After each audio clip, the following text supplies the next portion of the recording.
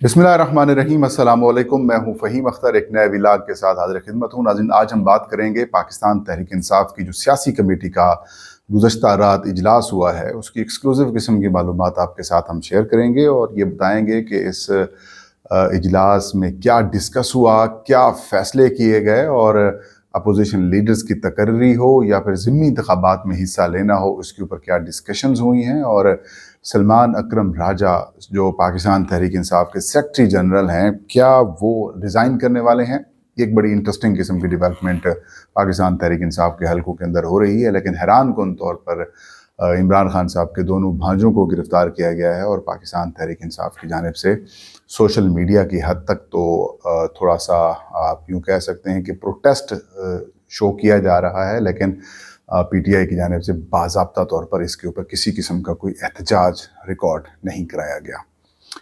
सियासी कमेटी में क्या डिस्कस हुआ है इस मामले के ऊपर वो भी आपको बताएंगे। पाकिस्तान तहरीक इंसाफ के बानी चेयरमैन इमरान खान साहब जब जेल में नहीं गए थे, जब वो गिरफ़्तार नहीं हुए थे और जिस तरह उनको मुकदमात का सामना है, उससे पहले तहरीक इंसाफ का जो सबसे बड़ा जो फोरम हुआ करता था वो पीटीआई की कोर कमेटी हुआ करता था। पीटीआई की कोर कमेटी के बाद फिर जो स्पोक्स पर्सनस होते थे पाकिस्तान तहरीक इंसाफ के, उनका इजलास हुआ करता था और फिर जब किसी अहम मामले के ऊपर फैसला लिया जाता था तो फिर पीटीआई की जो कोर कमेटी है वो इसके ऊपर डिसाइड करती थी। लेकिन इमरान खान साहब की गिरफ्तारी के बाद कोर कमेटी को तो आप ऐसे समझ लें कि वो तहलील हो चुकी है।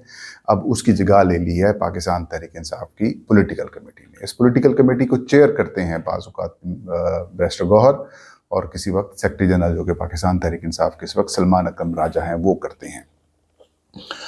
इंसदाद दहशतगर्दी अदालतों की जानिब से चंद हफ्ते पहले फैसले आए और उसके बाद सैनेट में, कौमी असम्बली में और फिर पंजाब असम्बली के जो तीनों अपोजिशन लीडर्स हैं इनको सज़ाएँ हुई। इसके अलावा पीटीआई के कई एमएनएज़ और एमपीएज़ और सैनेटर्स को भी सज़ाएँ दी गई और जिसके बाद कई नशिस्तें ऐसी हैं वो खाली हो गई। और जो सबसे अहम नुकसान पहुँचा पाकिस्तान तहरीक इंसाफ को वो यही था कि कौमी असम्बली, सैनेट और पंजाब असम्बली के जो अपोजिशन लीडर्स हैं उनकी नशिस्तें खाली करार दे दी गई। और इलेक्शन कमीशन ऑफ पाकिस्तान ने जैसे ही ट्रायल कोर्ट का आर्डर आया, बग़ैर किसी लम्हे इंतज़ार किए बगैर इलेक्शन कमीशन ऑफ पाकिस्तान ने इनको डी-सीट करने का नोटिफिकेशन जारी कर दिया। होना तो ये चाहिए था कि अगर इस तरीके से ट्रायल कोर्ट का कोई आर्डर आया है तो फिर इलेक्शन कमीशन ऑफ पाकिस्तान को स्पीकर की तरफ से एक रेफरेंस भिजवाया जाता कि जनाब स्पीकर और जनाब इलेक्शन कमीशन, आपके पास ये मामला आया है, इस चीज़ को देखें क्योंकि इनको सज़ा हो चुकी है। अब जब सज़ा हो चुकी है तो ये बतौर मेंबर असम्बली या सेनेटर, चेयरमैन सैनेट भिजवाते नहीं रह सकते थे, लिहाजा इलेक्शन कमीशन इनको डी नोटिफाई करे। और इलेक्शन कमीशन ऑफ पाकिस्तान ने स्पीकर के रेफरेंस का इंतज़ार किए बगैर फौरी तौर पर इनको डी-सीट करने का नोटिफिकेशन जारी कर दिया और कई हलकों के अंदर तो ज़िमनी इंतखाबात का शेड्यूल भी जारी कर दिया। अब नया अपोजिशन लीडर की तकर्री करनी है या फिर नहीं करनी, तहरीक इंसाफ के अंदर मुख्तलिफ़ किस्म की तजावीज़ सामने आने लगी और इतलात के मुताबिक कई ऐसे पाकिस्तान तहरीक इंसाफ के रहनुमा थे जो कि कौमी असम्बली में अपोजिशन लीडर बनना चाहते थे। सफ़े अव्वल में जो सबसे ज़्यादा इंटरेस्टेड थे कि मैं अपोजिशन लीडर बनूंगा वो अली मोहम्मद ख़ान साहब थे। कई मौक़ों के ऊपर उन्होंने कोशिश भी की। फिर आमिर डोगर साहब भी थे, वो भी अपोजिशन लीडर बनना चाहते थे। सनाउल्लाह मस्ती खेल ने भी कोशिशें की। शेख वकास अकरम साहब का भी नाम कहीं ना कहीं से सामने आया कि वो भी इंटरेस्टेड थे। मतलब जितने पीटीआई के रहनुमा थे या कौमी असम्बली के मेंबरान थे उन्होंने कोशिशें की कि हम अपोजिशन लीडर का ओहदा हासिल कर सकें। और एक आध तो साहब ने तो कई एमएनएज़ को खाना भी दिया और लेकिन उससे भी बात ना बनी। उसके बाद पाकिस्तान तहरीक इंसाफ के बानी चेयरमैन इमरान खान साहब से किसी न किसी तरह से जो अली बुखारी साहब हैं उनकी मुलाकात हो जाती है। अली बुखारी इस्लामाबाद के एक हल्के से जीते हुए एमएनए हैं, लेकिन उनको फॉर्म 47 के ऊपर हरा दिया गया। फॉर्म 45 का मुकदमा अभी तक उनका इलेक्शन ट्रिब्यूनल्स के अंदर ज़ेर इल्तवा है। अली बुखारी साहब मिलने जाते हैं खान साहब को और खान साहब नए अपोजिशन लीडर के लिए जनाब महमूद खान अचकज़ई साहब का नाम दे देते हैं। महमूद खान अचकज़ई का नाम जैसे ही सामने आता है हुकूमती हलकों में भी परेशानी शुरू हो जाती है। जो इस्टेब्लिशमेंट के हलके हैं वहाँ पर भी टेंशन शुरू हो जाती है और फिर पाकिस्तान तहरीक इंसाफ के अंदर भी परेशानी शुरू हो जाती है। अब पीटीआई की जानिब से एक पॉलिटिकल कमेटी का इजलास बुलाया जाता है। फौरी तौर पर इसको ना वेलकम किया जाता है, ना अनाउंस किया जाता है और ना ही इस खान साहब के ऐलान करदा फैसले के हवाले से किसी को आगाह किया जाता है। پی ٹی آئی کی پولیٹیکل کمیٹی کا 2 روز پہلے اجلاس ہوتا ہے. اس اجلاس 2-3 روز پہلے اجلاس ہوتا ہے. اس کی خبر میں نے بریک کی تھی کہ پی ٹی آئی کی پولیٹیکل کمیٹی نے محمود خان اچکزئی صاحب کے نام کی مخالفت کر دی ہے. اب جب ان کے نام کی مخالفت شروع ہوئی تو پی ٹی آئی کی سوشل میڈیا کی جانب سے، سوشل میڈیا کے اوپر جو تحریک انصاف کے ورکرز ہیں، رہنما ہیں، یا یوں کہہ سکتے ہیں کہ جو ان کے ووٹر سپورٹرز ہیں، انہوں نے سخت تنقید کا نشانہ بنایا کہ اب آپ عمران خان کے فیصلوں کو بھی مائنس کر رہے ہیں. کیا اب عمران خان کے فیصلوں کو سیاسی کمیٹی اٹھا کے باہر پھینک رہی ہے؟ اگر عمران خان نے محمود خان اچکزئی کا نام دیا ہے تو بہت سوچ سمجھ کر عمران خان نے یہ نام دیا ہوگا، کیونکہ اس وقت جو موجودہ حکومت ہے، موجودہ سسٹم جو ہے، وہ اگر عمران خان کو برداشت نہیں کر پا رہا تو پھر اپوزیشن لیڈر کے اوپر ایک ایسے شخص کو ہونا چاہیے جو عمران خان صاحب کی بات کرے، جو عمران خان صاحب یا پھر پاکستان میں اندر جو اس وقت ناانصافیوں کا دورہ ہے اس کے اوپر کھل کر گفتگو کرے. محمود خان اچکزئی اپوزیشن کے الائنس تحریک تحفظ یعنی پاکستان کے سربراہ ہیں، لیکن پاکستان تحریک انصاف کی جانب سے ہمیشہ ان کو، پاکستان تحریک انصاف کی جو پارلیمانی پارٹی ہمیشہ ان کو ڈاج کرتی ہے. تو ابھی بھی یہی ہوا، ان کی مخالفت شروع کر دی گئی. پہلی جو میٹنگ تھی اس کے اندر بڑے سوالات اٹھائے گئے تھے کہ آپ نے کیسے محمود اچکزئی کا نام دے دیا، کس نے دیا، عمران خان صاحب کو سچویشن سے آگاہ نہیں کیا گیا، کس نے یہ نام ریکمینڈ کر کے عمران خان کی طرف پہنچایا جس کی عمران خان صاحب نے اپروول دے دی. اور اس کے بعد پھر سوالات جوابات ہوئے، بہت سارے سوال ہوئے. علی بخاری سے بھی سوال ہوئے کہ عمران خان نے ایگزیکٹ کیا کہا. عمران خان صاحب، علی بخاری نے جو رات جو میٹنگ ہوئی ہے اس کے اندر علی بخاری صاحب نے کہا کہ خان صاحب نے یہ کہا ہے کہ پولیٹیکل کمیٹی اس سارے معاملے کے اوپر غور کرے. تحریک انصاف کے لوگوں کی جانب سے، پولیٹیکل کمیٹی کے ممبران کی جانب سے، اکثریت کے ممبران کی جانب سے بڑے سوالات اٹھائے گئے کہ اس کا مطلب یہ ہے کہ جو سلمان اکرم راجہ ہیں وہی پارٹی چلا رہے ہیں، پھر ہماری کوئی ویلیو نہیں، ہمیں پھر یہاں پر بیٹھنے کا کوئی حق نہیں ہے.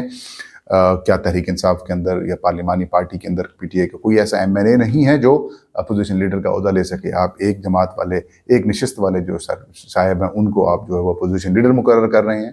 تو یہ نہیں چلے گا، یہ اس سے کام نہیں بنے گا. اس کو ہم اس کے اوپر خان صاحب کو انہوں نے کہا کہ ریویو کرنے کے لیے ہم ان سے رابطہ کریں گے. اور پھر یہ فیصلہ کیا گیا کہ تحریک انصاف کے جو رہنما عمران خان صاحب سے اگلی دفعہ جب ملاقات کے لیے وہ جائیں گے تو پھر اس سارے معاملے کو وہ بتائیں گے کہ شبلی فراز اور عمر ایوب صاحب نے پشاور ہائی کورٹ میں ایک کویسچن آف لا اٹھایا ہوا ہے، ایک ریٹ پٹیشن دائر کی ہوئی ہے کہ ان کو فوری طور پر ڈی سیٹ کر دیا گیا ہے، سیٹیں خالی قرار دے دی گئی ہیں.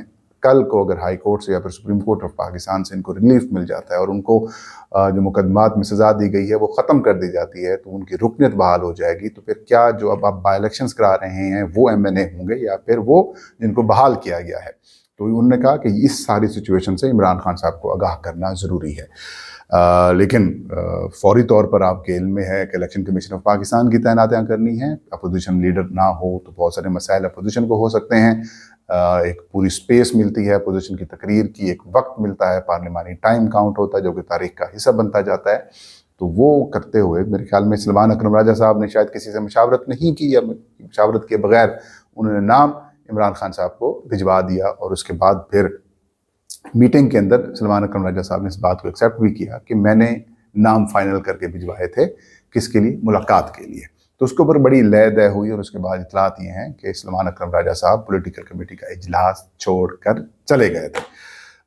بات یہ بتائی گئی تھی کہ ان کی طبیعت ٹھیک نہیں ہے، میں اس کو کنٹینیو نہیں کر سکتا، آپ لوگ اس کو کنٹینیو کریں. اور اس کے بعد پھر یہ ڈیسائیڈ کیا گیا کہ اس نامینیشنز کو ہولڈ کیا جائے اور عمران خان صاحب کو سچویشن سے آگاہ کیا جائے. تو کل جو کمیٹی ہوئی اس کے اندر بھی آلموسٹ یہی ڈیسائیڈ کیا گیا ہے. ذرائع کہ یہ بتانا ہے کہ جو بائی الیکشنز میں حصہ لینے کے حوالے سے بھی فیصلہ ہوا ہے، اس کے اوپر بھی علی بخاری صاحب نے کمیٹی کو آگاہ کیا. اور ذرائع یہ بتاتے ہیں کہ رؤف حسن صاحب نے ٹیلی فون کر کے اس کمیٹی کے اندر علی بخاری صاحب کو جو ہے وہ ٹیلی فون کیا اور ان سے بات کی. اور پھر اس بات کو تمام جو کور کمیٹی کے ممبران، سیاسی کمیٹی کے جو ممبران تھے ان تک پہنچائی گئی یا پھر ان کو سنایا گیا. ان سے یہ سوال بھی کیا گیا کہ کیا عمران خان صاحب نے یہ کہا ہے کہ الیکشنز کا بائیکاٹ جو ان کا پہلا فیصلہ تھا کیا اس کے اوپر وہ قائم ہے یا پھر اس کو انہوں نے واپس لے لیا ہے. تو علی بخاری صاحب نے پھر یہ بتایا کمیٹی کو کہ عمران خان صاحب نے کہا ہے کہ سیاسی کمیٹی اس حوالے سے فیصلہ کرے کہ کیا ضمنی الیکشنز کے اندر بطور جماعت تحریک انصاف نے حصہ لینا ہے یا پھر نہیں لینا. تو اس کا پھر مطلب یہ ہوا کہ عمران خان صاحب نے بائیکاٹ نہ کرنے کا کہا ہے. تو پھر پولیٹیکل کمیٹی نے یہ فیصلہ کیا کہ اگر ہم بائی الیکشنز میں हल्के छोड़ देते हैं, तो हल्के बरादरी, धड़ा, ग्रुप्स के ऊपर इलेक्शन कॉन्टेस्ट किया जाता है। और अगर हल्के से अगर आप एक इलेक्शन में माइनस हो जाते हैं, आप पीछे हट जाते हैं, आप इलेक्शन कॉन्टेस्ट नहीं करते, तो वो जो धड़ा है, वो जो ग्रुप है, वो किसी ना किसी तरीके से किसी और पॉलिटिकल पार्टी के कैंडिडेट को सपोर्ट कर देगा। लिहाजा हमें ये स्पेस नहीं छोड़नी चाहिए, हमें रास्ता नहीं छोड़ना चाहिए, हमें इलेक्शन में कॉन्टेस्ट करना चाहिए और उसकी भरपूर कंपेन करनी चाहिए। बेशक ये इलेक्शन हरवा दें, जो कि वो रिटर्न ऑन द वॉल है, यानी कि नोश्ता दीवार है कि दीवार पर लिखा हुआ है कि आपको वो हरवाएंगे, लेकिन एक पॉलिटिकल उन्होंने कहा कि एक्टिविटी हम वहाँ पर जनरेट करेंगे, वहाँ पर हम लोगों के साथ राब्ता करेंगे, हम वहाँ पर जलसे जुलूस, रैलियाँ या जो कॉर्नर मीटिंग्स हैं वो करेंगे और तहरीक इंसाफ को ग्राउंड के ऊपर जाने का एक मौका मिलेगा, जो कि मेरे ख्याल में समझने वाली बात है, ठीक डिसीजन। तो फिर पीटीआई ने, पीटीआई की जो सियासी कमेटी है उसने फिर ये डिसीजन ले लिया कि हम बाई इलेक्शंस में कॉन्टेस्ट करेंगे। लेकिन इंटरेस्टिंग बात यह है कि इमरान खान साहब के दोनों भांजे, तीसरा भांजा भी जेल में है। हसन नियाज़ी साहब को पहले सज़ा हो चुकी है, नौरीन खान साहबा के वो साहबजादे हैं। फिर शाहरेज़ को गिरफ़्तार किया गया, उनके घर ज़मान पार्क में जो उनको गिरफ़्तार किया गया, जिसकी सीसीटीवी फुटेज भी सामने आई। उनको भी 9 मई 2023 के वाक़यात में कहा गया, गिरफ़्तार किया गया है और एक वीडियो भी जारी की गई है, जिसमें डिटेल दी गई है कि उनको सितंबर 2023 में ज़िमनी रिपोर्ट पर पुलिस ने उनका नाम जो है वो मुकदमे में शामिल किया है। कि फिर कल शेरशाह साहब को गिरफ़्तार किया गया, जो कि हलीमा खान साहबा के दूसरे साहबजादे हैं। तो ये दोनों गिरफ़्तारियाँ हो चुकी हैं। इमरान खान साहब के भांजे हैं, हलीमा खान साहबा का बेटे हैं, लेकिन तहरीक इंसाफ मजम्मत तक महदूद रही। तहरीक इंसाफ की जानिब से पॉलिटिकल कमेटी के अंदर भी मजम्मत की गई और ये कहा गया कि फाशिस्ट किस्म का रवैया है, इसको एक्सेप्ट नहीं किया जाएगा। लेकिन सवाल वही है, तहरीक इंसाफ ने क्या प्रोटेस्ट किया है? इस पर कहीं पे कोई प्रोटेस्ट रिकॉर्ड हुआ है? क्या जिस वक्त कचहरी के अंदर पेश किया गया शाहरेज़ को, क्या उस वक्त तहरीक इंसाफ के वर्कर्स को जमा किया गया? क्या वो वहाँ पर पहुँचे? जिसका जवाब नहीं में है। कहीं भी कोई प्रोटेस्ट की कॉल पाकिस्तान तहरीक इंसाफ की जानिब से नहीं दी गई।